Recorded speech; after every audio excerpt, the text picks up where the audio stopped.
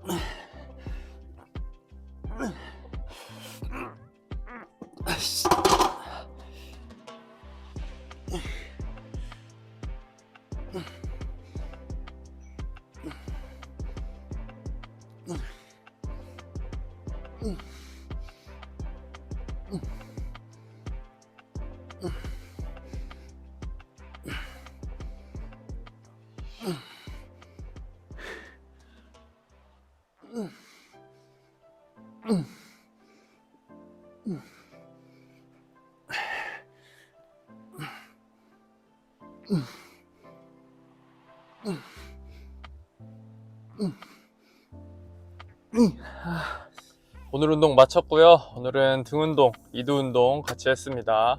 오늘의 주제는 친구 같은 교사, 친구 같은 부모입니다. 우리가 어떤 부모의 모습을 지향하는지 그런 질문을 받으신 분들 중에 친구 같은 부모나 또는 친구 같은 교사가 되고 싶다고 그렇게 말씀해 주시는 분들이 계시잖아요.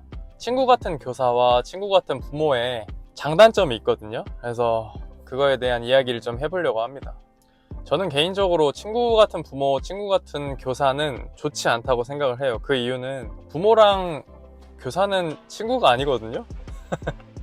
근데 이제 왜 친구 같은이라는 말을 붙이는지에 대해서 좀 생각을 해보면 그거에 대한 이유는 가정 안에서 또는 교실 안에서 자신이 책임져야 될 것들을 책임지기 싫은 마음에, 회피하고 싶은 마음에서 비롯된 것이 아닌가, 그런 생각이 많이 듭니다.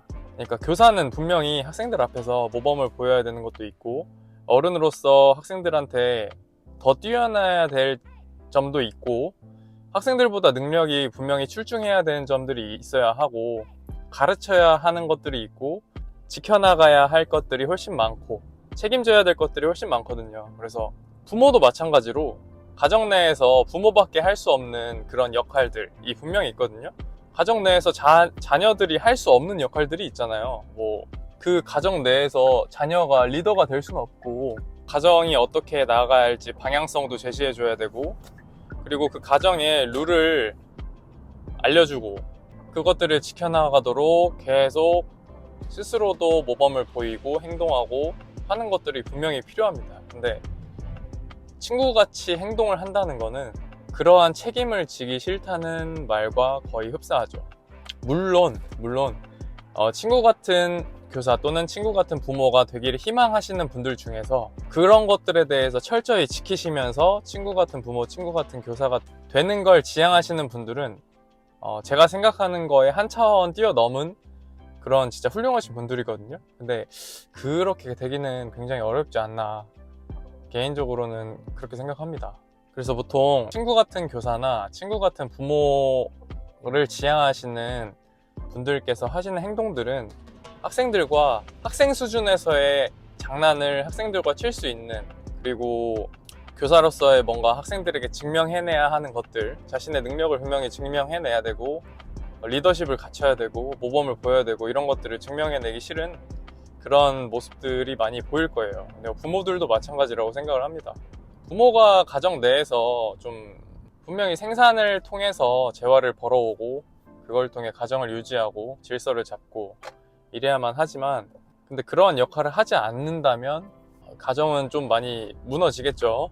뭐 친구 같은 교사나 친구 같은 가정을 이렇게 생각을 해보면 4인 가족이라고 했을 때 자녀 둘에 부모 둘 이렇게 있는 가정과 4인 가정에 자녀 넷이 있는 가정, 어디가 과연 잘 굴러갈까요? 너무 당연한 생각 아닐까요? 마찬가지로 20명의 학생들과 1명의 교사가 있는 교실과 21명에 있는 교실을 비교해보면, 그걸 뭐하러 비교해요? 그걸 그냥 머릿속으로 생각해도 난장판이지. 21명의 학생이 있는 교실은 혼잡, 혼돈, 카오스 그 자체일 겁니다.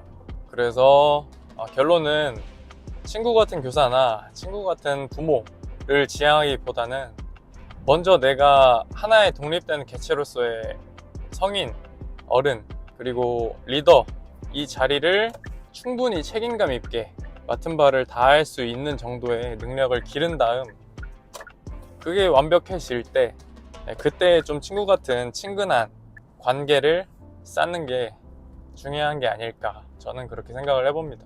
어른이 어른답고 배울 점이 많고 그리고 리더십도 충분히 있고 그렇다면 그 자식이나 학생들이나 그 어른을 잘 따르거든요. 굳이 친구 같지 않아도 하나의 성인과 하나의 리더와 팔로워의 그 관계를 좋은 관계로 유지시킬 수가 있어요. 그래서 오늘은 친구 같은 교사, 친구 같은 부모에 대한 이야기를 말씀드렸고요.